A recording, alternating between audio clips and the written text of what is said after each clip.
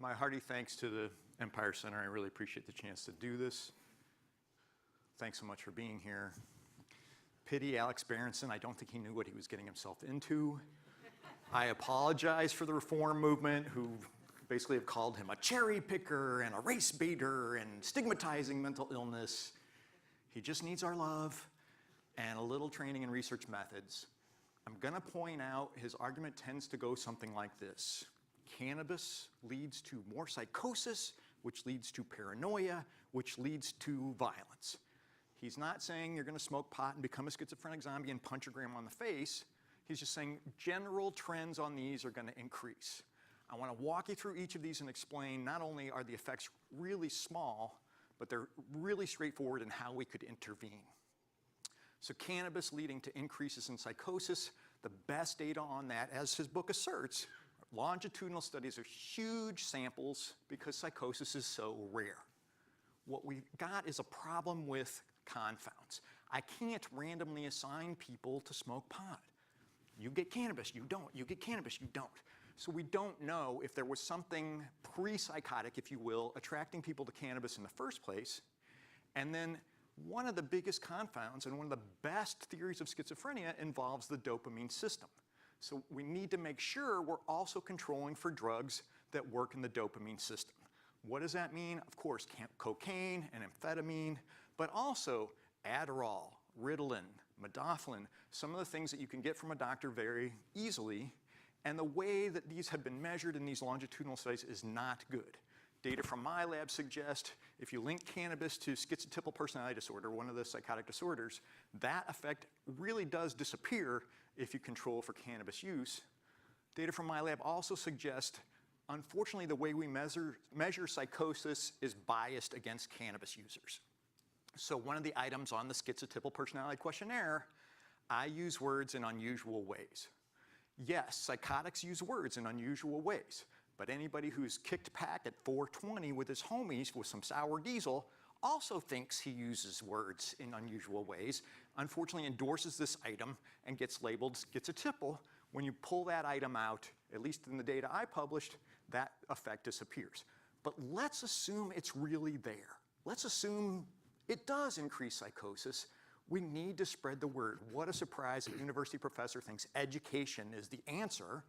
But if you've got a psychotic identical twin, don't let any cannabis in. How hard is that to get out to the people? Now, we're also getting some incredible evidence to suggest that cannabidiol, the less psychoactive, probably non-psychoactive component of cannabis, may help psychosis. And so there really is a chance to make good use of this plant under those circumstances. The next step, basically psychosis to paranoia. We do have laboratory data suggesting THC will increase paranoia. Let's talk about how those studies are done and if they have any external validity, if they have any utility out in the real world. Let's see, I'm all by myself. I have a cannula in my arm and THC is slowly going into my bloodstream. Everyone else is in a white coat and probably a psychiatrist or a nurse.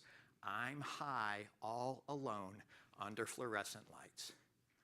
Does THC make you paranoid? Of course, in that setting. How could it not? Right? But the bottom line is it doesn't have to.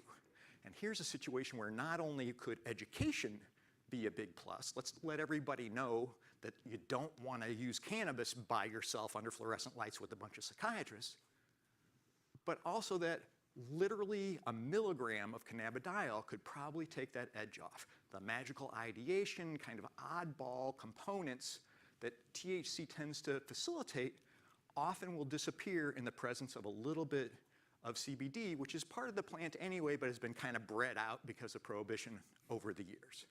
Right?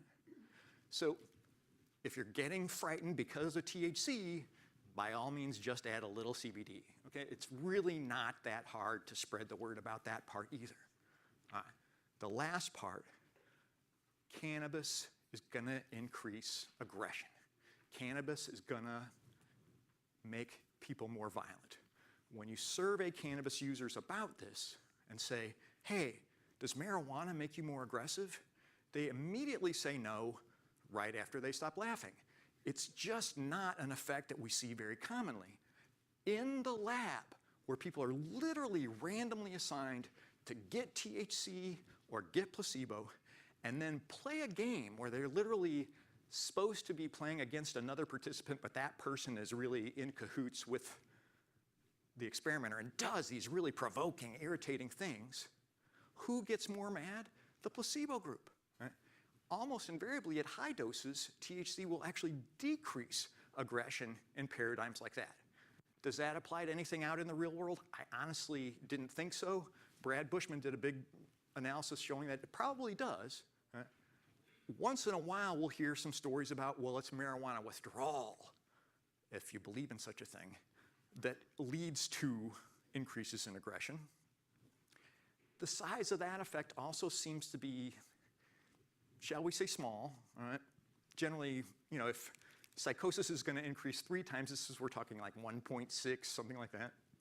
And it's only in really specific forms of aggression, and only in men who've been aggressive in the past. So I'm apprehensive about those kinds of things replicating. Data from my own student, Ashley Borders, who's now at the College of New Jersey, suggests that there's a way to intervene with this as well. Almost all these provoked aggressive things tend to stem from rumination. Somebody does something, it makes you mad, and you chew it over in your mind over and over and over again. And then, of course, you're more likely to be hostile. Can we intervene on this too? If you're having a lot of hostile thoughts, can't you distract yourself? Couldn't I go watch The Simpsons?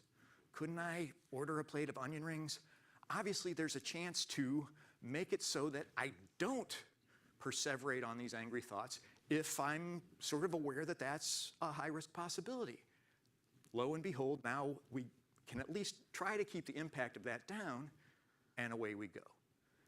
Nevertheless, we still are kind of stuck with the idea, is it worth adding yet another psychoactive substance to the legal market? Well, right now, the underground isn't doing a very good job of keeping cannabis out of the hands of children, right? Nobody goes to a dealer and he says, let me see your ID. Are you 21? Right? If we had a dispensary that would lose its license if they sold to underage folks, I'm guessing they'd be a little more motivated. Any other concerns that we have about cannabis under these circumstances? Well, as some of you have already mentioned to me before I even came up here, they're genuine effects as far as medicinal use is concerned. So plenty of folks are saying, hey, CBD oil is helping my back. THC helps me sleep like never before. My PTSD symptoms are down thanks to this plant. By all means, if there's any way to just humanely make sure that folks have that opportunity, I would love to see that happen. Is marijuana a panacea? No. Is it the cure for schizotypal trichotillomania? No. But there are a handful of disorders that genuinely seem to benefit. They're not the only treatment, but it seem to be a good treatment. So by all means, let's make sure New Yorkers have access just because it's good, it's charitable, it's the nice thing to do. I'd love to answer any questions that everybody has. Thanks so much.